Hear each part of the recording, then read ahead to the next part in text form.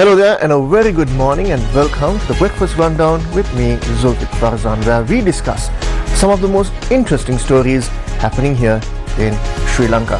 Now let's start off with the most recent. Now that is, an extraordinary gazette was issued last night on new regulations on election spending for the candidates running for the September 21st presidential election here in Sri Lanka. Now according to this extraordinary gazette, each presidential candidate running for the 2024 presidential election is authorized to incur a sum not exceeding 109 rupees only per elector for the purpose of election propaganda activity. Now accordingly, the maximum amount that could be incurred by a candidate is 1,868,298,586 rupees. Now that's right, according to this extraordinary gazette that was issued late last night, the maximum amount that can be incurred by a candidate is 1,868,298,586 rupees. Now that figure is over 1 billion Sri Lankan rupees.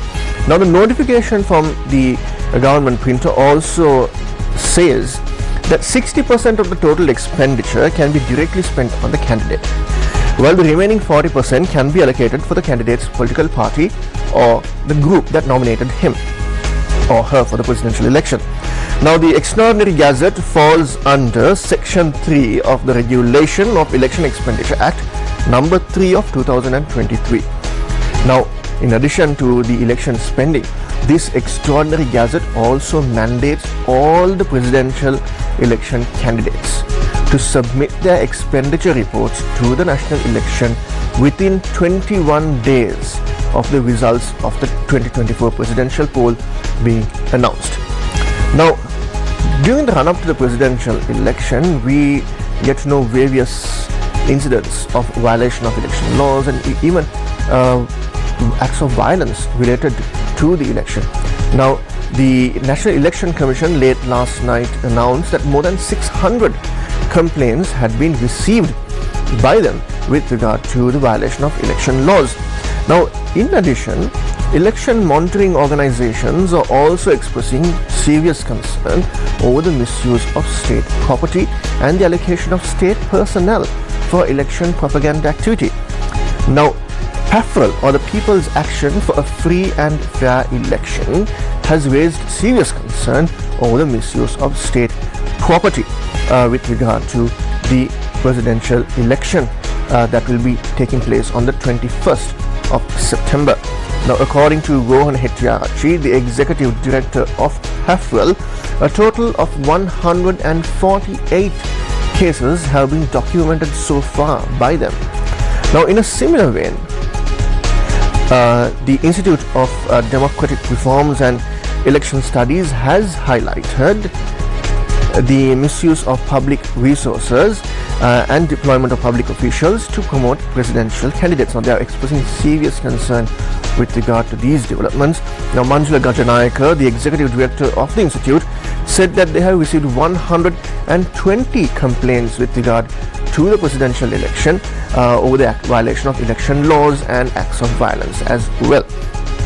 Now, so 2 weeks ago, the deadline for the submission of postal voting lapsed, and that deadline was also extended due to the low number of applications received with regard to postal voting.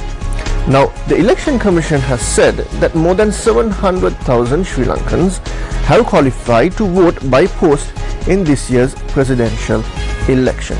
Now, this group includes government officials, members of the armed forces and Sri Lanka Police. Now, according to the National Election Commission, September 4th has been allocated as the day for postal voting for the district secretariats, election officers and Sri Lanka Police. Now, after this, postal voting will also take place on September 5th and 6th for other government officials. Now, imagine a government official who wanted to engage in postal voting and is eligible to engage in postal voting could not exercise their franchise on those respective days. Well, the National Election Commission has allocated an additional 2 days, that's the 11th and 12th of September, for the government employees who fail to exercise their franchise via postal vote on the previously announced dates to exercise their franchise. Now, the election stage of Sri Lanka's political landscape is heating up, with candidates making various statements on election platforms. From the top level candidates to all 39 candidates are making various statements with regard to what is happening and what kind of plans that they hope to introduce if elected to the highest office in Sri Lanka. Now, Anura Kumara Dissanayake is the presidential candidate of the National People's Power, or the Jatika Jana Balawegaya. Now, speaking at a gathering yesterday, he said that he has an intention to terminate the renewable energy agreement that Sri Lanka has inked with India. Now, he has criticized the current economic policies and the political culture, attributing them to the current economic crisis. Now, according to Anura Kumara Dissanayake, he said that his new government, if elected, plans to introduce tariff reductions for electricity and fuel, and also has emphasized for a new direction for the country's energy sector. Now, Dissanayake has highlighted inefficiencies in the current power generation system, particularly in the Kalanitissa Kerawala power plant, which he claims could have been converted into a more cost-effective LNG, renewable energy power plant. However, he says that this was marred with controversy, and he slammed the previous administrations on over their handling of the project, noting that there were certain conflicts within the project itself and that the cost could have been more energy efficient for Sri Lankans. Now, at the same time, Sajith Premadasa is the presidential candidate for the Samagi Jana Balawegaya.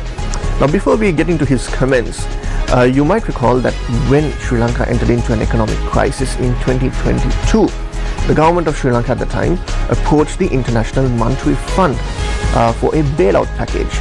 Now, we have already got several tranches of this bailout package for a totaling amount throughout 48 months is going to be around $3 billion. Now, the Samagi Jana Balawegaya presidential candidate Sajith Premadasa says that under his government, if elected to the highest post of office, they will renegotiate this IMF agreement into a more humanitarian or into a more humane IMF agreement. Now, he says that they will renegotiate the IMF agreement with the officials from the IMF, noting that when the IMF staff was in Sri Lanka for the previous reviews of the ongoing program, they held discussions with their experts, that's like Dr. Harsha De Silva, Iran Ratna and Kabir Hashim, on how they can introduce a more humane agreement that would benefit Sri Lankans as a whole. Now, Sajith Premadasa has criticized the current government's handling of the agreement, and also stressed that he would seek to establish a new agreement that aligns with the people's mandate and addresses the country's economic challenges. Now, he said after the September 21st presidential election, and if elected, he plans to form his new government, and under the Samagi Jana Sandhana led Samagi Jana Balawegaya, they would work towards a more people-friendly administration. Now, he also said that the current agreement was inked by a group with no mandate from the people, and it only reflects the interests of that particular group. Now, he also said that once they enter into a more humane IMF agreement, there would be more benefits for the Sri Lankan population. Now, as the presidential election is drawing closer, with less than a month away, or almost like 6 weeks away, the political landscape is heating up, and now everyone wants to know what are the policies that these presidential hopefuls would be introducing to the country, or what kind of new reforms would they anticipate to bring in to Sri Lanka. Now, for that purpose, debates are being organized among presidential candidates. Now, PAFRA, that's the People's Action for a Free and Fair Election, an election monitoring body in Sri Lanka, said that they hope to have a presidential debate among the key leading candidates in this presidential race. Now, Rohan Hettiarachchi said that they have extended invitations to these presidential candidates, and so far 2 of them have confirmed their participation for this presidential debate. Now, these candidates who have been invited are Ranil Wickremesinghe, who is running as an independent, Sajith Premadasa, Anura Kumara Dissanayake, Dilip Javira, Namal Rajapaksa and Aryanethan, who represents the Tamil community. Now, Rohan Hettiarachchi said that from among them, 2 candidates have confirmed their participation. Now, Pafural believes this program will effectively reach the 17.1 million Sri Lankan eligible voters, offering them a unique opportunity to engage with the candidates' proposals and visions for Sri Lanka's future. Now, at the same time, the Ceylon Chamber of Commerce is also organizing a debate. Now, this debate is not among the presidential candidates themselves, but however, this debate is going to be among the economic experts nominated by these presidential candidates. Now, the Ceylon Chamber of Commerce is set to host a debate titled Defining the Vision. This debate is going to take place on the 29th of August at the BMICH from 9 a.m. to 10:30 a.m. Now, this will feature the leading economic policy experts from the 4 main presidential candidates. Now, it is aimed to provide a comprehensive overview of each of the candidates' policies on economy and their pledges for the 2024 presidential election. Now, who will be attending this debate? Now, on behalf of independent candidate Ranil Wickremesinghe, it will be Shehan Simrasinghe, the current State Minister of Finance. Now, on behalf of Sajith Premadasa, it's going to be Dr. Harsha De Silva. Now, on behalf of Anura Kumara Dissanayake, it's going to be Dr. Harshana Surya Peruma. Now, on behalf of Namal Rajapaksa, the candidate from the SLPP, he will be represented by Professor Ranjit Bandara at this debate that will discuss the economic policies of the main presidential candidates. Now, shifting gears from Sri Lanka's political landscape to a more cultural event. The final Randoli procession of the Grand Asala Mahaperahara paraded the streets last night. Now, this cultural spectacle attracted thousands of visitors from the local areas and also internationally, and some even fly to Sri Lanka for the sole purpose of witnessing this grand cultural spectacle. Now, the casket with the sacred relics was carried by the ceremonial tusker Indiraja. He is the leading tusker of the herd of tuskers maintained by the Temple of the Sacred Tooth Relic in Kandy.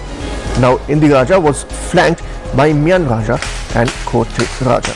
Now, the casket with the sacred relics were placed on the ceremonial tusker by the Diya Vadana Nilame Pradeep Nilanga Dala. Now, according to reports, approximately 65 elephants took part in this year's final Randoli procession of the Kandy Asala Mahaperahara that paraded the streets last night. Now, notably, among the attendees was Sri Lankan President Ranil Wickremesinghe.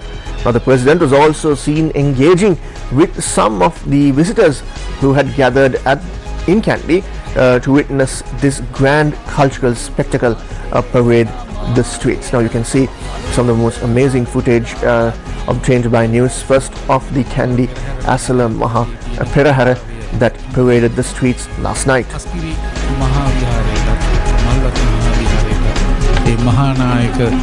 පදකරුවා ලියනවා මෙහෙම ලොව විහිදා සුදු පැහැ සඳ රැසෙව් සැදී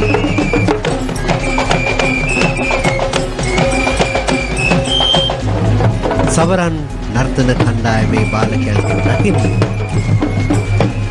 සවරම චාමරේම දිඟුවා චාමරේ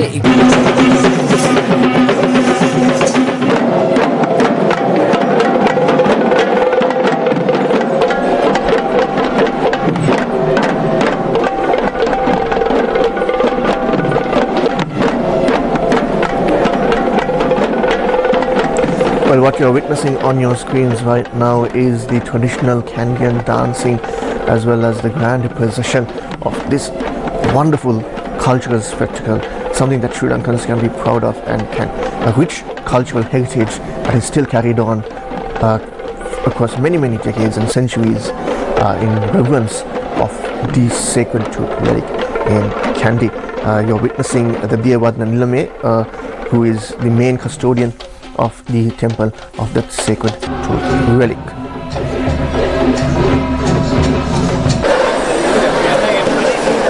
Now, during last night's grand procession, the president was also present, and he also engaged in a discussion and engaged with the Sri Lankans who were gathered to witness this grand cultural spectacle.